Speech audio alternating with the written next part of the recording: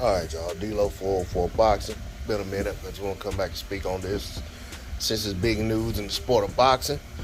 So Canelo Alvarez goes out there and loses 115, 113 on all three judge scorecards to Dmitry Bivol, an opponent who I have said many times I didn't see Canelo beating on an even playing field. And my only gripe about the Dmitry Bivol fight when it was being mentioned before, and this is before Canelo accepted the Plant fight, was they were talking about Bivol at 168. I felt like if Canelo fought Bivol at 175, that was on an even playing field. He wasn't weight draining a man, and I said if he beat Bivol on those terms, I'd give him the utmost respect. But I didn't expect it to happen. Canelo went out there from all reports that I'm reading, basically got outclassed, and that the fight wasn't even as close as the scorecards.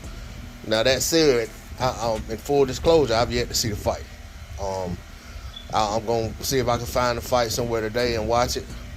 But so I'm not going to go too deep into it. But I'm just going to say that this isn't a surprise to me. On the Champ Ross, I picked Bivol by decision. And that's pretty much where I expected it to go. I didn't expect Bivol to get a knockout. I didn't expect him to get knocked out. But I did expect him to win a decision. And I've said on a few channels, because I've been pretty inactive on my channel, but I've been on some panels here and there. I've called into a couple shows. And like I called in on G-Funky's show the other day and the other night, and I said, if it was anybody but Canelo, and you look at these two fighters, Canelo wouldn't be a favorite. Canelo would be expected to lose this fight. And from all intents and purposes of what I'm reading, it played that way on paper. You know what I'm saying? It played that way in reality, I'm sorry. That the guy who was the bigger fighter, the more technical fighter, the fighter with the better jab, actually went out there and commanded control of the fight. And he did what he needed to do to get separation in the rounds, in which he won. And that's that's basically what I always call putting a stamp on the rounds. He went out there and done a little something extra to make sure that he won those rounds clearly. But even with Canelo being who he is, we saw what the scorecards ended up being. So, and like I said, this is all based on what I've read and what I've seen on what I've heard from other people. So I can't go too deep into it. Like I said, I'm gonna take time right after this video and start trying to see if I can find the fight somewhere and go watch the fight.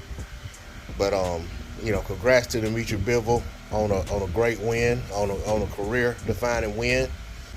I'm very eager to see what happens to Dmitry Bivol. I'm not 100% sure that we're going to get that undisputed fight between him and the winner of Joe Smith Jr. and Beterbiev just yet. Maybe we do, maybe we don't. He's already beaten Joe Smith Jr. But even with that being the case, if Joe Smith Jr. somehow is able to upset Beterbiev, it's just no guarantees that we're going to roll right into that fight. And even if it's Beterbiev, there's no guarantees we're going to roll right into that fight. Dmitry Bivol, like I said, he's beat Joe Smith Jr., so he knows how to beat him. I think he knows how to fight. I know that he knows the right way to fight Beterbiev because he's talked about it. He definitely talked about how not to fight him. So he knows the dangers of fighting Beterbiev, but he also knows that if he fights him a certain way, he's assuring himself getting knocked out. And he's pretty much stated as such. When he's basically said anyone who fights Beterbiev a certain way is gonna get knocked out. And so he knows how he has to fight him, but that doesn't mean that he knows that fighting him that way is gonna get him a win. But he knows that's a better chance versus fighting him a certain other way. So I'm eager to see what's next with him. I'm eager to see what happens with Canelo next, because Canelo still can go back down to 168 and have his Triple G fight. Or maybe Canelo takes a break. Canelo had all those fights in succession over, last year. And basically his run at 168, he had a lot of fights in a short period of time.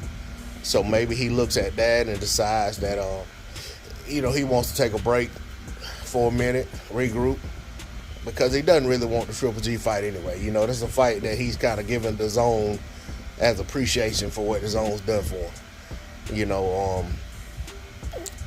And probably help the Zone recoup some of the money they paid Triple G. But that being said, if they go fight that fight, I guess after what happened to Canelo last night, it makes the Triple G fight a little more interesting. But to me, I didn't really care for the fight. But I think Canelo will always have a problem with Triple G's jab.